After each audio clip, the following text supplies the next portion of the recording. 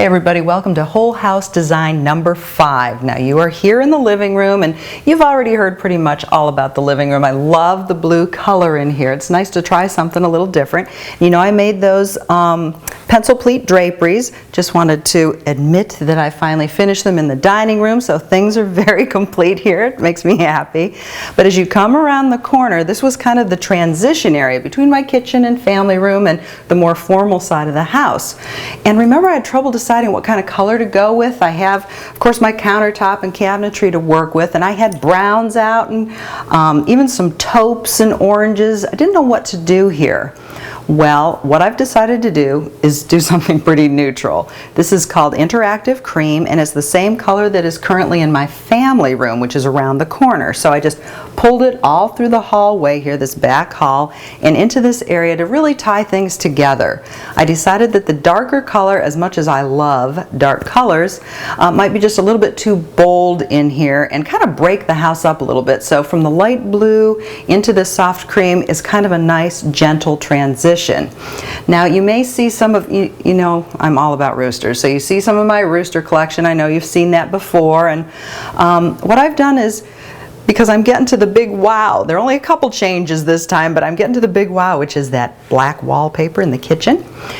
And so I wanted to move a few of my roosters out of there so that they weren't taken away from the drama that you're going to see. So this area is the transition area. There's some roosters in here. Covered up my phone a little bit with some greenery. Have a real cute little rooster print going on. And even in the back cabinet over here, I've brought some things in up into the glassed area, and also that my whole kitchen is not full of roosters. Now, you go around that way, I'll go this way, and I'll meet you in the kitchen. All right, let's start with a little background. Remember, the cabinetry is maple. If it's a color, it's orange, I would say. My countertops are orange with black accents. My stove top is black. I have a couple of black lamps, and I have black bar stools. So, because my cabinetry is light, all of this light tile around in here, to me, black makes sense. I only have to put a little bit of wallpaper around. Well, there were a lot of skeptics out there. Nobody thought it was a very good idea to do black, and you might be thinking the same thing. Black in your kitchen, are you crazy? Well, remember, this whole wall here is no wall. This just opens to the family room.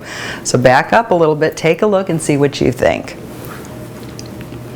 To me, the black really highlights the tile. You know, that contrast is dramatic. The trim stands out so much more visible. It's gorgeous. The cabinetry looks lovely against the black, again because of that contrast.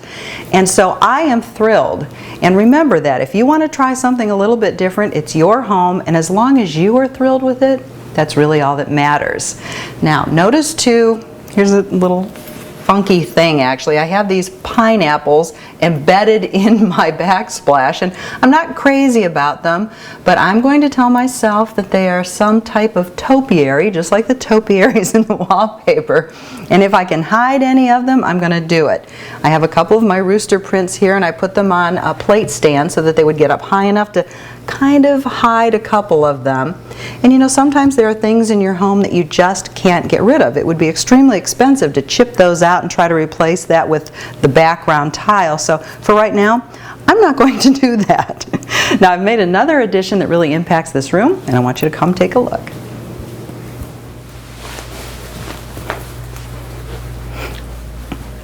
I just wanted to grab a couple of things. Okay, kitchen's over this way. You're standing in the family room. This is the hall back to my office where I got some of the stuff. But the thing I want to show you is the drapery. This is brand new. I bought these draperies. Yay! I didn't have to make all of them for the house, thank goodness. I bought these from Ballard Designs, and I want to push that because the quality is incredible. They are all lined. They have some nice detail on them with the ribbon here at the edge. And you saw the pretty valance up at the top. Now, if I sat down to try to make these panels, which are 54 inches wide by 108 inches long, buying the fabric and the labor, it's incredible. These were just, I think, over $100 a panel, and that's incredible. So I did buy some extra fabric to match.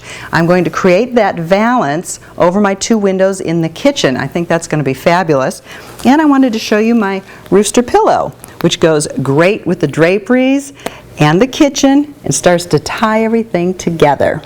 So stay tuned. Whole house design 6, 7, or 8, something like that, and you're going to end up seeing some new toppers, and I'll show you how to make them too.